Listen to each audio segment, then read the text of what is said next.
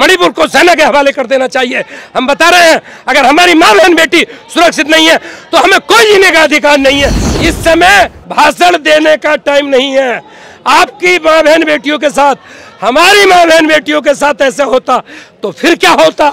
यादव जी, मुद्दा ये है कि अगर मणिपुर के जगह पे ये अगर बंगाल होता, ये अगर छत्तीसगढ़ होता, ये अगर और विपक्ष के शासित राज्य होते तो उन राज्यों में क्या करते आज मोदी जी और बीजेपी पार्टी। देखिए, यदि मणिपुर के अलावा बंगाल होता या राजस्थान होता या जहां पर बीजेपी की सरकार नहीं है वो कोई भी प्रदेश होता तो आज ये पूरी बीजेपी सड़कों पर होती और वहां पर राष्ट्रपति शासन होता। पार्टी थोड़ी सी ऊपर आ जाती है तो वही माल लेके किसी और के पार्टी में शामिल हो जाती है या बैठ जाती है।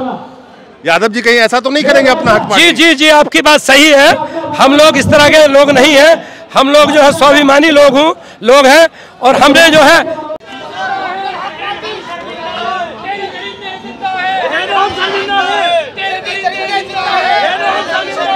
दोस्तों नमस्कार। मणिपुर में हुए हिंसा के खिलाफ में भारत का ऐसा कोई नागरिक नहीं है जो आक्रोशित नहीं है। हमारे साथ जो लोग खड़े हैं ये अपना हक पार्टी से बिलोंग करते हैं और हमारे साथ पार्टी से है यादव जी। यादव जी, पहले बताइए कपड़े क्यों खोल रखे हैं आपने? हमने यहाँ विरोध प्रदर्शन करने आए हैं। हम शांति से विरोध प्रदर्शन कर रहे हैं। हमने इसलिए अपना कुर्ता निकाला है कि कम से कम गूंगी बहरी सरकार को मणिपुर की और हमारे देश की पता लगे कि देश में कितना गुस्सा है, कितना आक्रोश है, जो हम अपनी माँ बहन बेटियों को के सम्मान में कर क्या सकते हैं। कानून को हम हाथ में ले नहीं सकते, हमारी मजबूरी है और कानून और संविधान के दायरे में चलना हमारी मजबूरी है। इसलिए हम कानून के दायरे में रहते हुए यहाँ प्रदर्शन करने आए हैं।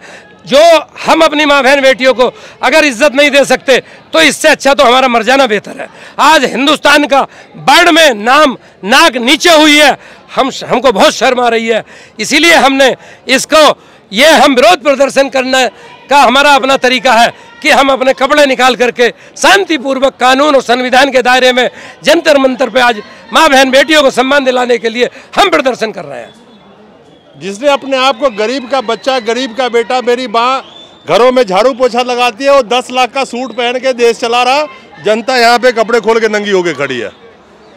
कितना बढ़िया अच्छे दिन चल रहा है इसका अंदाजा आप लगा सकते हैं।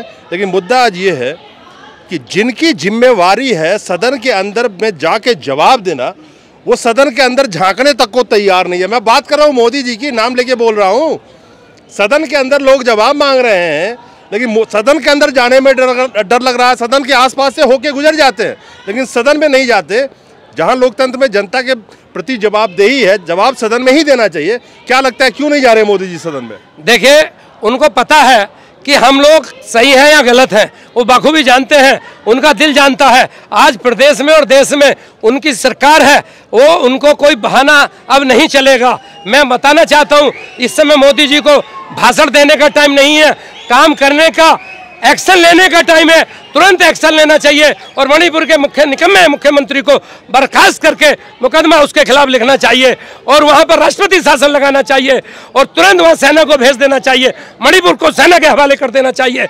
हम बता रहे हैं अगर हमारी माँ बहन बेटी सुरक्षित नहीं है तो हमें कोई जीने का अधिकार नहीं है। हमें आज हमारी नाक शर्म के मारे बाढ़ में झुकी हुई है और आप मुख्यमंत्री जी हमारा मुख्यमंत्री तो मणिपुर का कुछ बोल ही नहीं रहा, वो तो निकम्मा है। 70 दिन तक जो FIR नहीं करा रहा, उससे क्या हम इंसाफ की उम्मीद कर सकते हैं? कोई इंसाफ की उम्मीद नहीं है। आज हमारे देश का प्रधानमंत्री चंद शब्द बोल करके, चंद सेकंड के शब्द बोल करके और चुप हो जा रहे हैं। गृह मंत्री कहते हैं बोलना तो चाहता हूँ, नहीं बोलना है। अरे गृह मंत्री जी, अरे प्रधानमंत्री जी, आदरणीय हमारे सब हैं, आप देश के सब कुछ हो। इस समय भाषण देने का टाइम नहीं है। आपकी माँ बहन बेटियों के साथ, हमारी माँ बहन बेटियों के साथ ऐसा होता तो फिर क्या होता। 150 से ज़्यादा लोगों की जानें चली गई हैं, 60,000 से ज़्यादा लोग विस्थापित हैं, यानी कि घर से बेघर हो चुके हैं। लेकिन उस सबसे भी विभत्स घटना, 4-5 घटनाओं का तो जिक्र अभी सामने है कि किस तरह से 4-5 महिलाओं के साथ में जो वहाँ कृत्य किया गया। बलात्कार की बात कर लें, नग्न परेड तो आपने देखा, वीडियो जो वीडियो निकल के आया, उसके अलावा भी कई महिलाओं के साथ में बलात्कार हुए हैं। यादव जी, मुद्दा यह है कि अगर मणिपुर के जगह पे ये अगर बंगाल होता, ये अगर छत्तीसगढ़ होता, ये अगर और विपक्ष के शासित राज्य होते तो उन राज्यों में क्या करते आज मोदी जी और बीजेपी पार्टी? देखिए, यदि मणिपुर के अलावा बंगाल होता या राजस्थान होता या जहां पर बीजेपी की सरकार नहीं है वो कोई भी प्रदेश होता तो आज ये पूरी बीजेपी सड़कों पर होती और वहां पर राष्ट्रपति शासन होता और इतने बवाले में हो सकता है कि वहां के मुख्यमंत्री को जेल में भी डलवा दिया होता। लेकिन चोर चोर मौसेरे भाई सब ये दोनों प्रदेशों में एक से बैठे हैं और आज हमारी माँ बहन बेटियों हमारे हिंदुस्तान की इज्जत के साथ खिलवाड़ हो रही है। सवाल ये है कि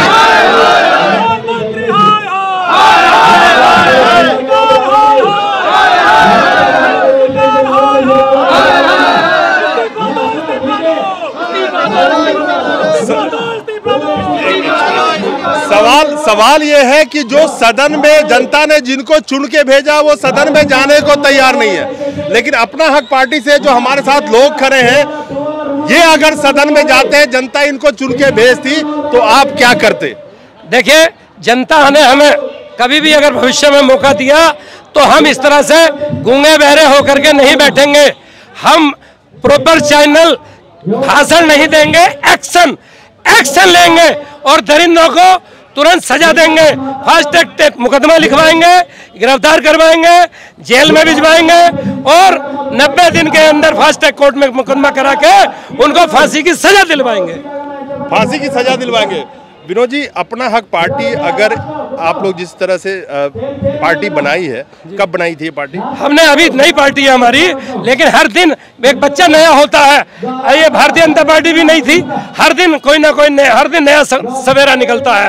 आज नहीं तो कल जनता आजकल कर्मशील को कर्म हमारा प्रधान है, कर्म प्रधान है। आज धर्म के नाम पर हमको बांटा जा रहा है। हम जो है कर्म करने वाले इंसान हैं। जनता हमारी भगवान है, जनता हमारे लिए हमारा अल्लाह है, जनता हमारी सब कुछ है। हम जनता के लिए जेल भी जाए तो हमें चिंता नहीं है, लेकिन जनता की माँ बहन बेटियों की आवाज हम बुलंद करते रहेंगे और जनता के सम्मान के लिए कोई भी कुर्बानी विजय यादव को देनी पड़ेगी तो हम देंगे। आज के डेट में बहुत सारी नई पार्टियां बन रही है। सवाल ये है कि आज के वक्त में जब पार्टी थोड़ी सी ऊपर आ जाती है तो वही माल लेके किसी और के पार्टी में शामिल हो जाती है या बैठ जाती है। यादव जी कहीं ऐसा तो नहीं करेंगे अपना हक पार्टी? जी, आपकी बात सही है। हम लोग इस तरह के लोग नहीं हैं। हम लोग जो है स्वाभिमानी लोग हैं और हमने जो है देश के लिए हम कुछ कुर्बानी देना चाहते हैं, देश के लिए हम करना चाहते हैं और गरीबों के लिए, दलितों के लिए, मजलूमों के लिए, SC ST OBC के लिए कुछ करने का हमारे सीने में, हमारे दिल में, हमारे सीने में आ गया और हम प्रॉपर चैनल जनता के नौकर हैं, जनता के सेवक हैं और जब तक सीने में दिल रहेगा जनता के लिए कुर्बानी देते रहेंगे। हर पार्टी किसी खास समुदाय की राजनीति करती है। आपकी पार्टी क्या किसी खास समुदाय की राजनीति करेगी या पूरे भारतवर्ष के लोगों के लिए काम करेगी? हमारी पार्टी किसी समुदाय की राजनीति नहीं करेगी। हमारी पार्टी इंसानियत और इंसाफ की राजनीति करेगी। हिंदू बनेगा ना मुसलमान बनेगा और इंसान की औलाद है, इंसान बनेगा।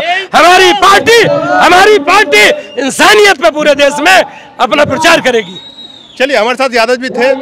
मुद्दा मणिपुर को लेकर के यहाँ पे इकट्ठे हुए हैं, अपना हक पार्टी से चलाते हैं। ये सवाल ये है कि पार्टी और पॉलिटिक्स की बात यहाँ पे नहीं है, यहाँ पे एक अस्मिता की सवाल है, भारत की इज्जत का सवाल है। भारत माता की जय की जो नारे लगा के जब लोगों के बीच में जाते हैं, कहते हैं भारत माता की जय, लेकिन उसी भारत में महिलाओं के साथ जो दुर्व्यवहार हो रहा है वो भारत माता की जय कहने वाले उसमें एक शब्द बोलने को तैयार नहीं है।